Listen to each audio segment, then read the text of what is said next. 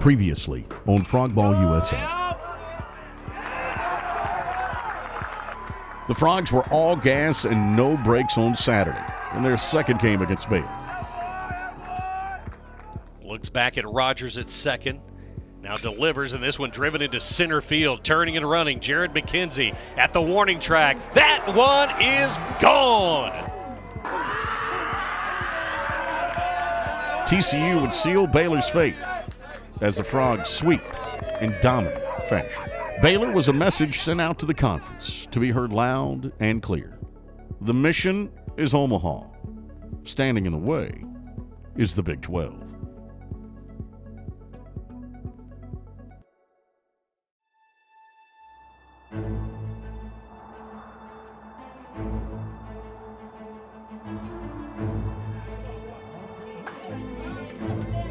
From day one, I've told everybody that you're going to get coached like crazy.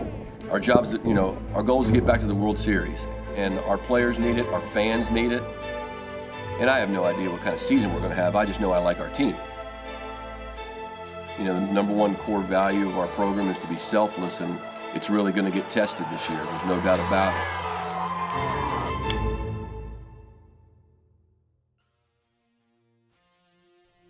The last time we checked in on TCU baseball, the boys had finished off Baylor at home with a sweep, and Big 12 play was off and running. Then a long road stint was set to kick off in Norman, Oklahoma, where the 16-7 Frogs faced off against a 13-11 Oklahoma team in their backyard. Well, I think you have to, a lot of ways, that's just how I'm built. I'm more of a football basketball type guy than I am a baseball guy. In other words, I'm not a big fan of professional baseball in terms of 162 and we didn't win today, we have another game tomorrow. That's the first thing. I think the other thing is try to keep some perspective as we're sitting here with my man Micah's name over my shoulder. None of us are guaranteed the next hour, much less the next ball game. So I'll never forget the impact he had on me.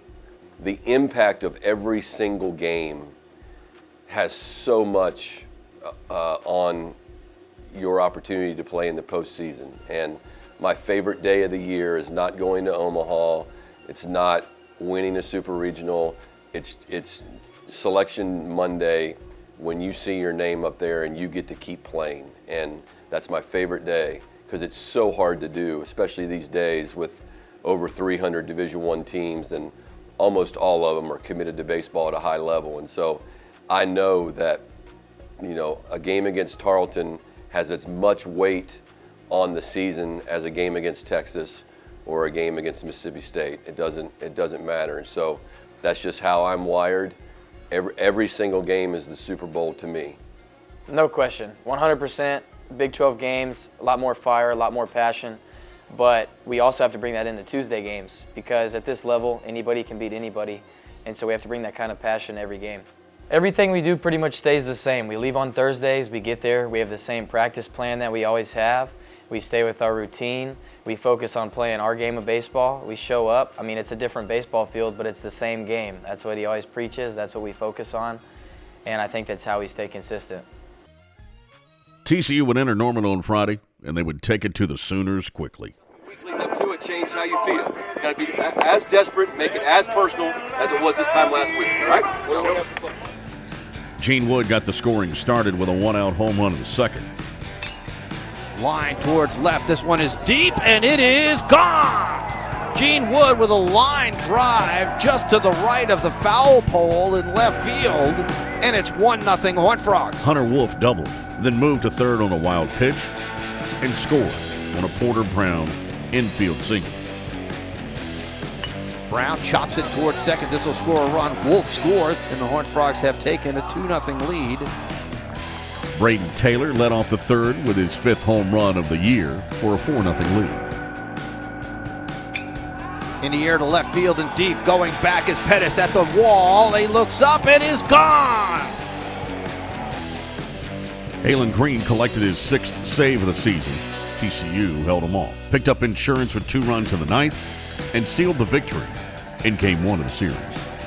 The Frogs would extend its winning streak to a season-high 8 games with a dominating 17-6 victory over Oklahoma on Saturday afternoon. Austin Krob put together a career day on the mound, and the offense, well, it backed him up. 17 runs on 18 hits. Takes a look at Wood out at second and delivers. This ball's hit to deep right field. Back goes Daniel. At the track, at the wall. See ya! Gray Rogers with his first home run of the year, and it's now 6-0 TCU. TCU was impressive in the Saturday Game 2 win. The final game of the series would start with a different narrative. Sooners take an early lead in this one, scoring first, and they go up 3-0. But Jim Schlossnagle and his Horned Frogs didn't fold. There's the 1-2 to Tommy Sacco. This ball's lined towards deep left field. Mooney's back, can't make the play. It's over his head and off the wall. 2 runs will score. Sacco to second with an RBI double, and it's a 3-2 ball game. And then TCU went on to hit 3 home runs in the decisive 7th inning to complete the series sweep in Norman. And delivers the 1-2. This ball's hit in the air to deep right. Borafin back. He looks up. See ya! Frogs would then test their conference streak against an opponent that's been circled on the calendar all year. The Texas Tech Red Raiders. Up next in Lubbock. I encourage our guys to play with an edge. I mean, we all get bombarded about the SEC, and it just means more and all those things. So I'm not afraid to say that when we play those schools, maybe we're that school. I want 56 Super Bowls. You're allowed 56 in the season. We're playing 56 Super Bowls. Yeah, we know that, and Coach talked about it, this weekend series. We're playing it like it was the Super Bowl. We wanted to, every game we play, we want it to be our biggest game. And when we play the Tuesday teams, that's how they play us. And that's why we have to show up with the same kind of fire and passion that we do on a weekend series, because they have the ability to beat us just like we can beat them. Tarleton or UTA, they're trying to take something from us, man. They're trying to keep us from where we're trying to go. And the same thing with the Big 12 schools. So that's just how I'm wired. I'm not telling you that's right. And I have to constantly try to bring myself back to the middle, especially during games. But winning never feels as good as losing feels bad to me, and I want to avoid that feeling at all costs. The Frogs stared down a formidable ranked opponent in Tech on the road in a rowdy environment in the next series. In Game 1, TCU raced out to a 6-0 lead in the first, helped along by a trio of walks. After Luke Boyers and Braden Taylor reached, Zach Humphreys singled to give the Frogs a 1-0 lead. Not as windy as it's been some of the times we've been out here. Humphreys hits his back up the middle base hit. Rounding third and heading home is Boyers. They lead it 1-0 here in the top half of the first inning. Philip Sykes, well, he followed that up with a 2-run blast for a 6-0 Frog advantage. The righty comes set at the belt and delivers. Sykes hits it to deep right field. Going back is Carter at the track, at the wall. See ya! A home run to right center field for Philip Sykes. And the Horned Frogs jump out to a 6-0 lead. Russell Smith matched his career high with 7 innings pitched as TCU took the first game from the Red Raiders, extending their winning streak to 11 in a row. On Saturday, Texas Tech opened the scoring in the first as it took advantage of a leadoff triple. The Frogs grabbed the lead in the fourth when the bases were loaded. Hunter Wolf jumped all over this pitch for a grand slam. At the plate for the Horned Frogs, Hunter Wolf, and he hits this first pitch a long, long way. See ya! It's a grand slam for Hunter Wolf. And the Horned Frogs have taken a 4-1 lead. The Red Raiders would regain the advantage. TCU finally able to bring home the tying run in the sixth, and we were headed to extra innings.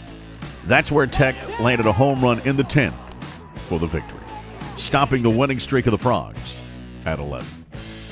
In the final showdown, the Raiders would take an early lead before Elijah Nunez powers in his first career home run in the third.